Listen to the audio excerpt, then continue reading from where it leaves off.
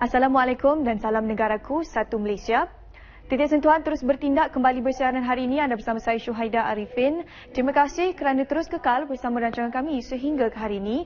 Dan seperti biasa, dua lagi paparan kami ketengahkan untuk perhatian anda, iaitu pintasan berlubang dan berikanku cahaya. Paparan selanjutnya bersama kami selama setengah jam dari sekarang.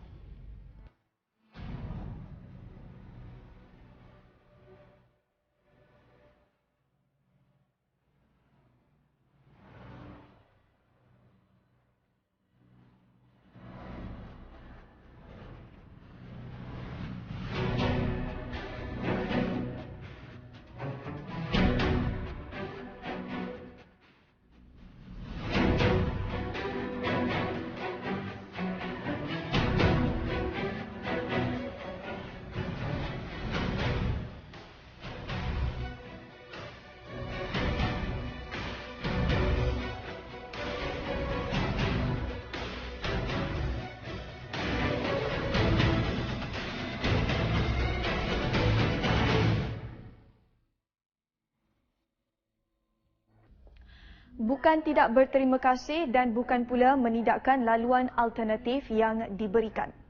Pengguna hanya mahu aspek keselamatan dan keselesaan diberikan perhatian. Itulah yang bermain di fikiran pengguna laluan pintasan ini untuk ke pusat bandar. Dan sebenarnya mereka terpaksa melalui laluan pintasan ini untuk mengelakkan kesesakan di laluan utama. Apa kisahnya? Bersama wartawan Muhammad Syamsul Ishak di Bukit Sekilau, Pahang dalam pintasan berlubang. Saksikan. Sistem perhubungan jalan raya yang baik sememangnya didambakan oleh setiap individu dalam melakukan setiap urusan dan perjalanan mereka. Perjalanan yang lancar diperlukan untuk ke tempat kerja, premis perniagaan dan sebagainya. Jika laluan yang biasa dilalui bermasalah, pastinya kita akan mencari laluan lain sebagai alternatif. Bagaimana pula jika laluan alternatif turut bermasalah? Oh, tengok lubang depan tu balik. Okey, baik.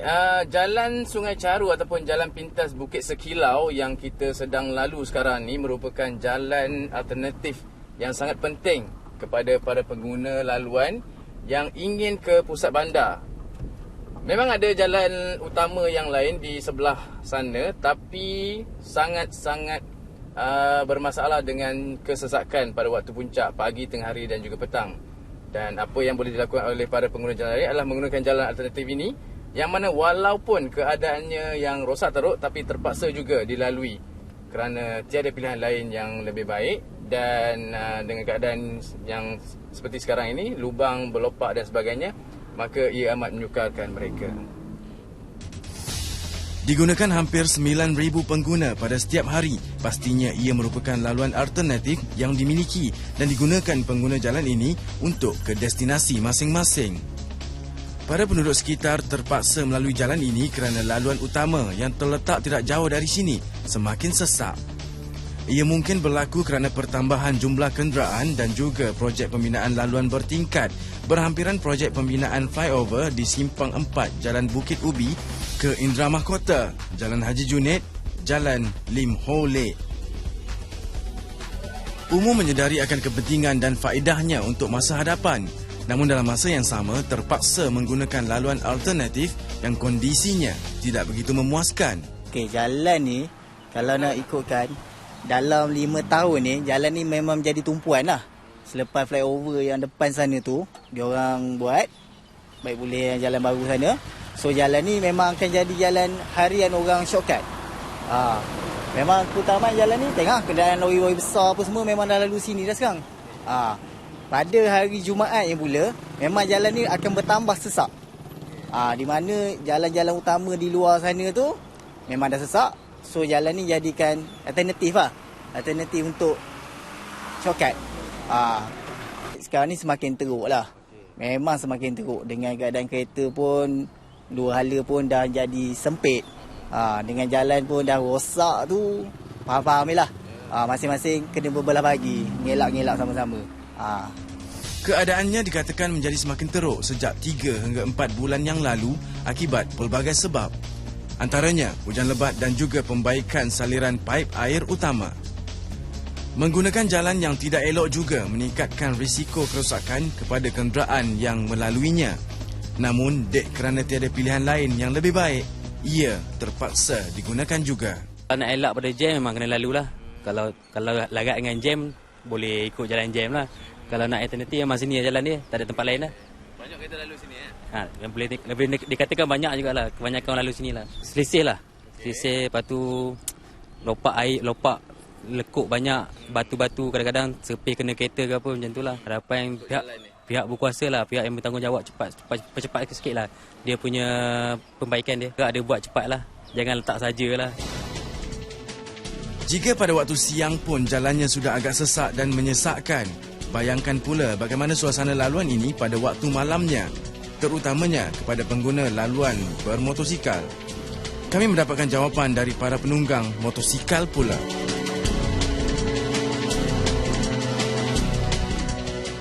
Teruk lah sebab jadi satu line. Kalau kereta lalu bertemu kena salah satu line berhenti tepi. Masalah. Masalah bagi saya kadang-kadang. Kena berhenti lah, kena mengalah dengan kereta. Kalau kena berhenti, saya kena berhenti. Kereta jarang kereta berhenti, dah terus. Yang kecil lah kena berhenti biasanya. Anda harap dapat diperbaiki lah. Terutama lopak air tu kan, bahaya. Kadang-kadang motor tak perasan kan, terlanggar lubang, pergi lem lagi, kena terlanggar kereta pula. Tengah buat sesak lah. Sesak. Orang akan guna jalan ini sebagai jalan alternatif lah.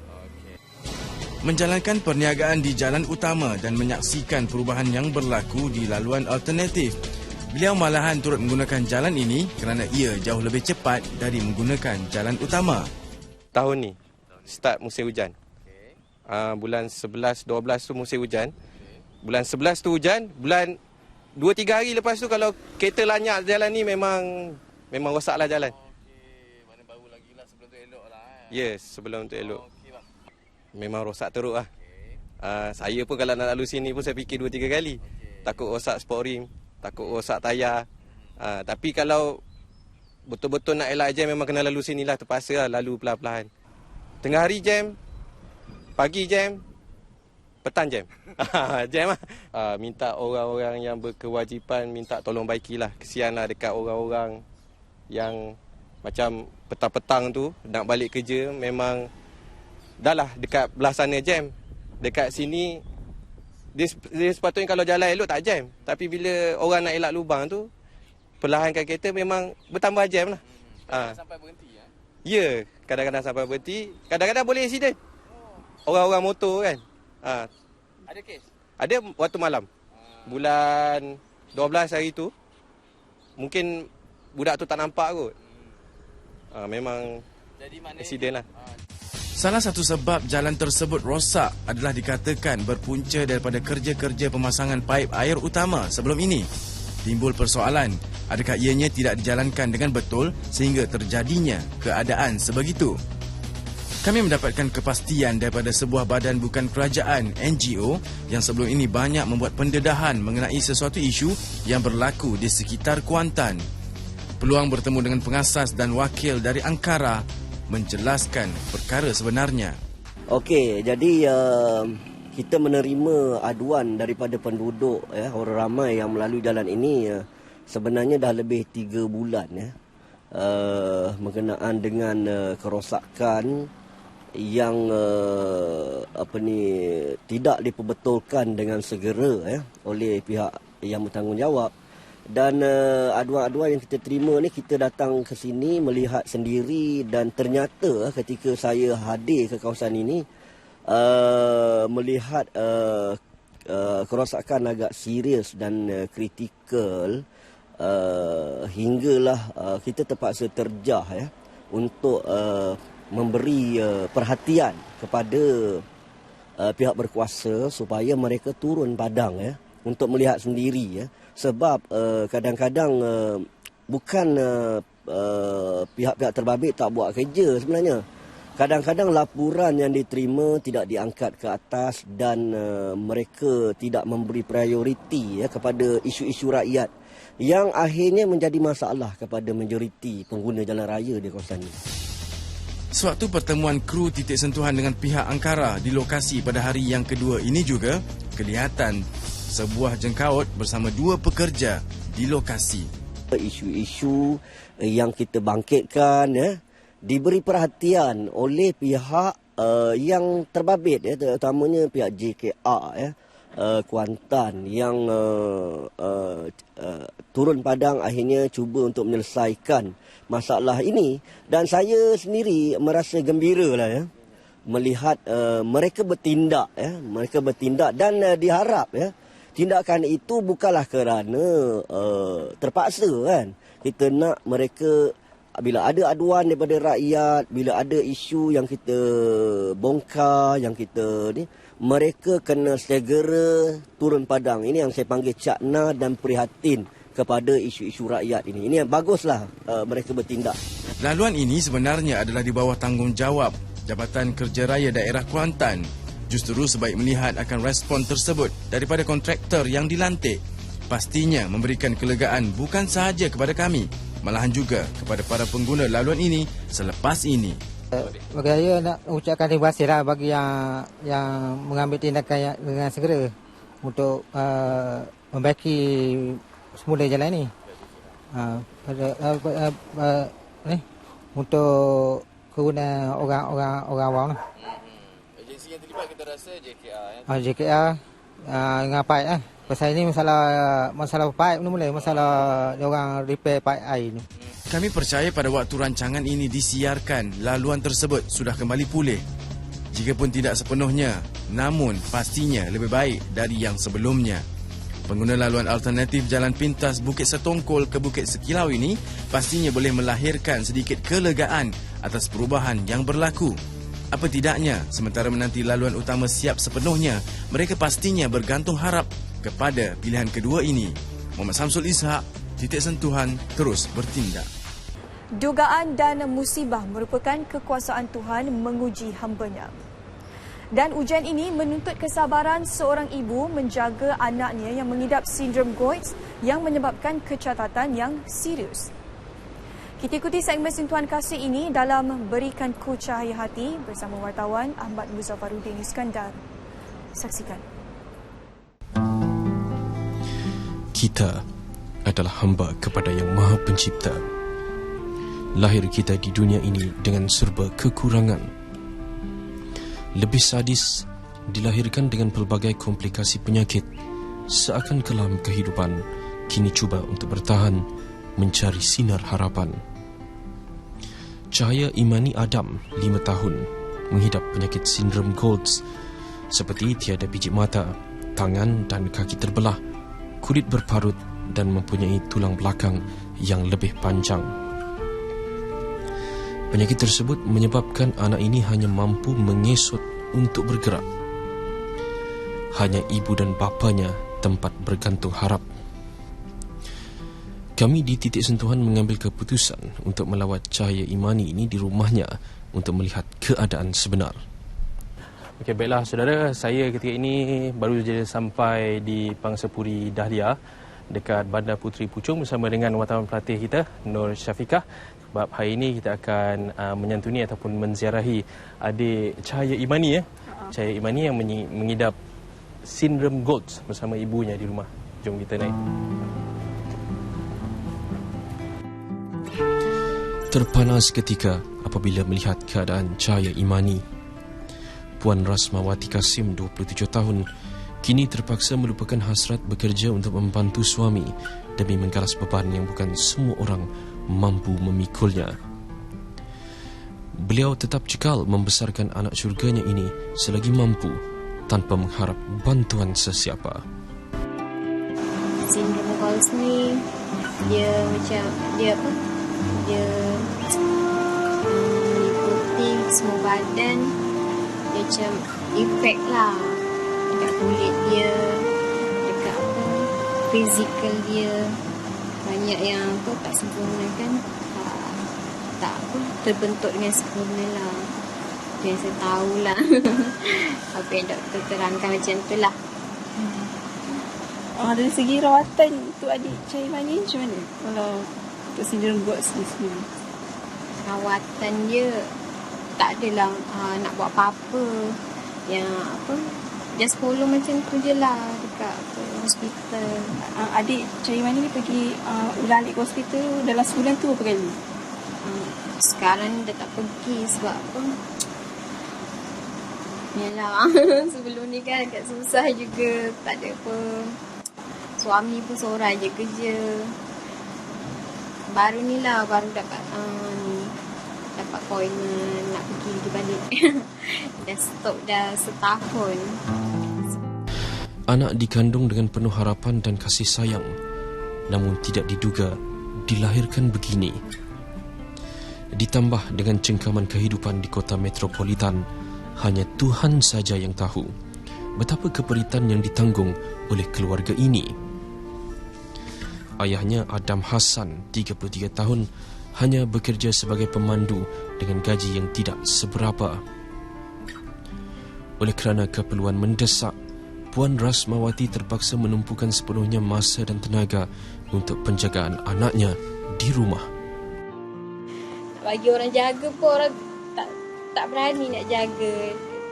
Dia tak macam anak-anak yang lain kan. Kena pantau selalulah. Sepanjang masa tu memang kalau boleh tu nak dengan dia je. Tak boleh biar dia macam tu sebab kadang-kadang dia macam dia naik turun dekat sofa dia kan. Kadang-kadang terlepas juga terjatuh lah. So kena jaga macam tu, selalu tengok lah. Lagipun dia macam anytime dia nak makan, dia selalu dia kadang-kadang tak sampai sejam pun nak makan lagi. Dia macam perut dia tu cepat kosong sebab dia makan bubur kan, bubur nasi tu. Di sebalik dugaan yang melanda, keluarga ini tetap cekal hati menerima keadaan seadanya. Sikit tapi memadai. Apa yang penting, mensyukuri rezeki yang diberikan dan tidak meminta-minta. Namun hati seorang ibu tetap seperti dihiris sembilu bila melihat penderitaan anaknya ini. Inilah penangan sindrom GOAT yang dihadapi oleh adik Cahaya Amani ni, yang mana kebanyakan deria dia tidak dapat berfungsi dengan baik. Contoh seperti anda lihat, kedua-dua belah matanya langsung tidak dapat melihat, manakala telinga dia hanya berfungsi di sebelah kanan saja.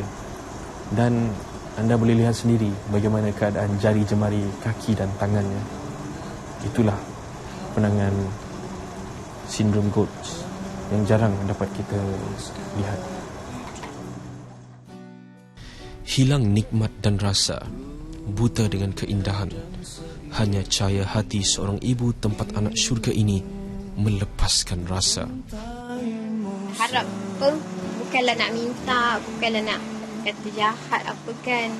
Kalau boleh memang biar dia yang pergi dulu daripada saya, sebab siapa nak jaga? Nak harap family tak boleh lah. Sihat macam ni pun susah nak cakap lah. Lagi-lagi kalau memang kita tak ada ke, saya tak ada ke, abah dia tak ada yang mampu jaga dia selain saya lah dengan abah dia. Tak ada yang boleh jaga dia macam mana saya jaga.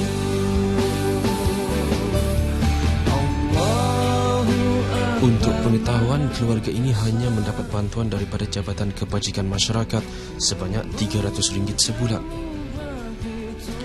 Tidaklah pernah mereka ini meminta-minta belas ihsan dari sesiapa, kerana sesungguhnya mereka pasti rezeki tetap tertulis selagi menadah tangan kepada Yang Maha Kaya dan terus berusaha apa adanya. Namun di sinilah bahagian kita untuk mendapat reda ilahi, membantu mana yang boleh, meringankan apa yang berat. Alhamdulillah, usai sudah pertemuan kita dengan adik Cahaya Imani beserta dengan ibunya di rumah mereka. Dan Alhamdulillah keadaan Cahaya Amani sihat walafiat, walaupun keadaan fizikalnya sebegitu rupa. Tapi apa yang penting, kita sebagai umat Islam berilah bantuan barang sedikit mana yang mampu untuk mereka ini. Mereka tidak meminta-minta, tetapi dengan sedikit bantuan yang kita berikan, insya-Allah dapat memberi cahaya kegembiraan kepada keluarga ini, terutamanya Cahaya Imani. Ahmad Muzaffaruddin Iskandar untuk Titik Sentuhan terus bertindak.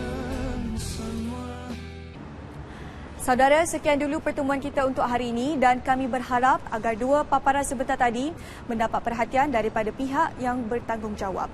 Seperti biasa, untuk sebarang permasalahan ataupun aduan, anda boleh terus menghubungi kami di talian tertera ataupun ke Facebook kami di Titik Sentuhan TV1.